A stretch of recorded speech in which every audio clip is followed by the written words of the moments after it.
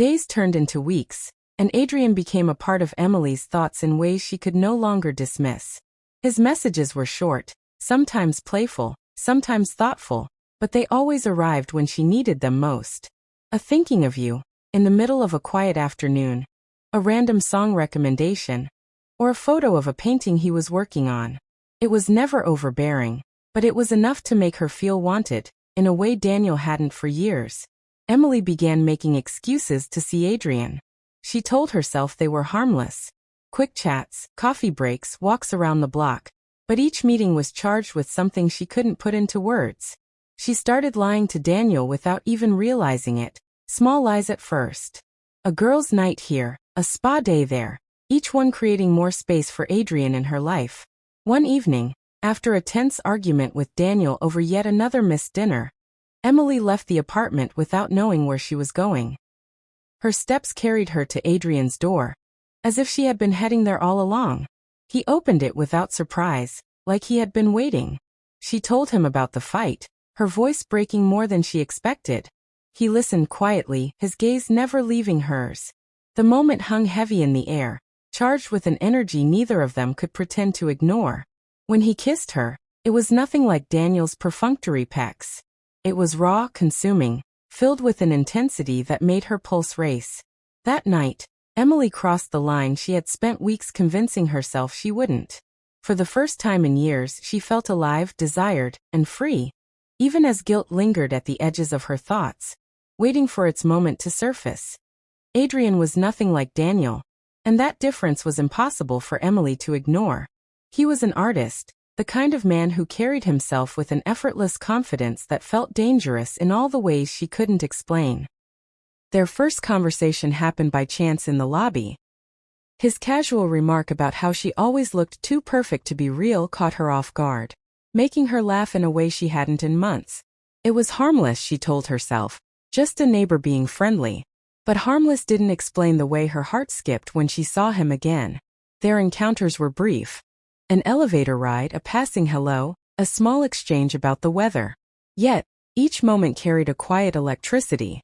Adrian had a way of looking at her like he saw past the polished exterior she wore for the world. He noticed things Daniel didn't, her tired smile, the tension in her voice when she talked about her day. It was Daniel's last-minute cancellation of their dinner plans that pushed her closer to a line she never thought she'd cross. Frustrated and feeling invisible, she found herself outside on the balcony for some air, only to see Adrian leaning casually against his own railing. A casual wave turned into conversation, and before she knew it, she was sitting across from him with a glass of wine in her hand. The conversation was easy, the kind that made time disappear. He teased her about her routines, her carefully planned days, and challenged her to remember the version of herself that wasn't always so controlled. For the first time in a long while, she felt seen, not as Daniel's wife or the woman who kept everything in order, but as someone interesting, someone alive. When she left that night, nothing physical had happened, but something inside her had undeniably shifted. Emily had always believed her marriage was everything a woman could hope for.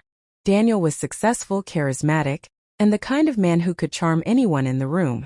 From the outside, their life looked like a perfect picture: romantic anniversaries at expensive restaurants, photos of them smiling on vacations, and an apartment in one of the city's most sought-after neighborhoods. But pictures can hide what words never say. Behind closed doors, the cracks had started to appear, small at first, but growing wider with every passing week. Daniel's work as a corporate lawyer kept him at the office late into the night. His presence at home was reduced to quiet dinners where his attention stayed glued to his phone.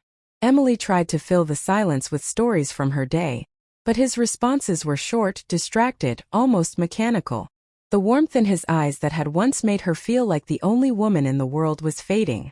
She told herself it was just stress from work, that he still loved her the same way, even if he didn't show it anymore. But deep down, she couldn't ignore the growing emptiness inside her. She began noticing the little things she missed: the way he used to hold her waist when passing by in the kitchen, the way he once made her laugh without even trying. Now there was only space between them, a silence that grew heavier with time.